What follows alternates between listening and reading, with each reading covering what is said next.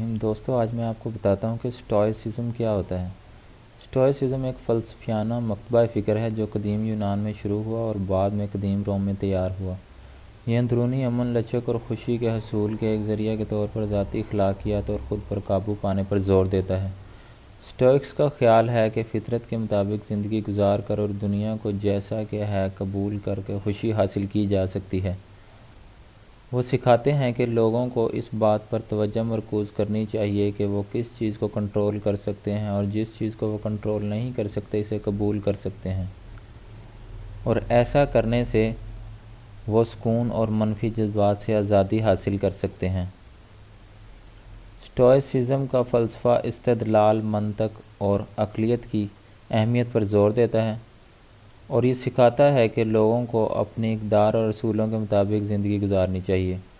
یہ افراد کی حوصلہ افزائی کرتا ہے کہ وہ نیک، عقل مند اور انصاف پسند ہوں اور کمیونٹی اور سماجی ذمہ داری کا احساس پیدا کریں۔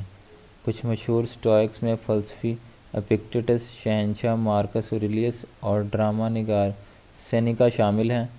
آج سٹوئسزم جدید فلسفہ اور نفسیات پر اثر انداز ہوتا ہے، اور بہت سے لوگ روزمرہ کی زندگی کے چیلنجوں کو نیویگیٹ کرنے کے طریقے کے طور پر اس کی تعلیمات کی طرف رجوع کرتے ہیں۔ سٹوئکس کے ذریعے خود پر قابو پانے اور عقلیت کو کیسے بہتر بنایا جائے۔ سٹوئسزم ایک فلسفہ ہے جو عقلیت، خود پر قابو پانے اور مصیبت کے وقت لچک پر زور دیتا ہے۔ سٹوئک اصولوں کا استعمال کرتے ہوئے خود پر قابو پانے اور عقلیت کو بہتر بنانے کے لیے کچھ عملی نکات یہ ہیں۔ نمبر 1، ذہن سازی کی مشق کریں۔ ہوشیار رہنے کا مطلب ہے کہ اس لمحے میں موجود رہنا اور بغیر کسی فیصلے کے اپنے خیالات اور احساسات کا مشاہدہ کرنا۔ اس سے آپ کو یہ پہچاننے میں مدد مل سکتی ہے کہ جب آپ ایسے جذبات یا جذبات کا سامنا کر رہے ہیں جو آپ کو گمراہ کر سکتے ہیں، آپ کو توقف کرنے اور زیادہ عقلی فیصلے کرنے کی اجازت دیتا ہے۔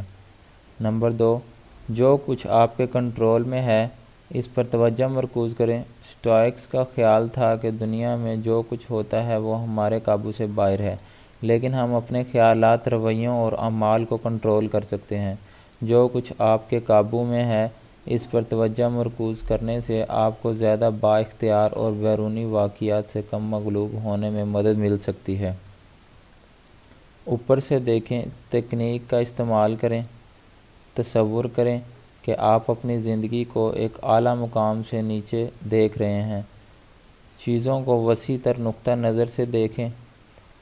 اس سے آپ کو اپنے جذبات سے الگ ہونے اور چیزوں کو زیادہ معروضی طور پر دیکھنے میں مدد مل سکتی ہے۔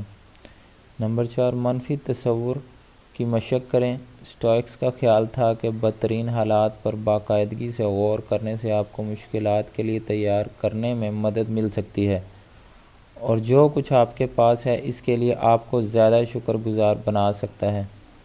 اس سے آپ کو جذباتی خواہشات کے خلاف مزاحمت کرنے اور واقعی اہم چیزوں پر توجہ مرکوز کرنے میں بھی مدد مل سکتی ہے۔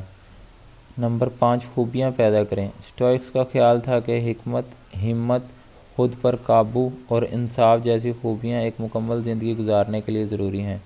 شعوری طور پر ان خوبیوں پر عمل کرنے سے آپ اپنے کردار کو مضبوط بنا سکتے ہیں اور ایک زیادہ عقلی اور لچکدار ذہنیت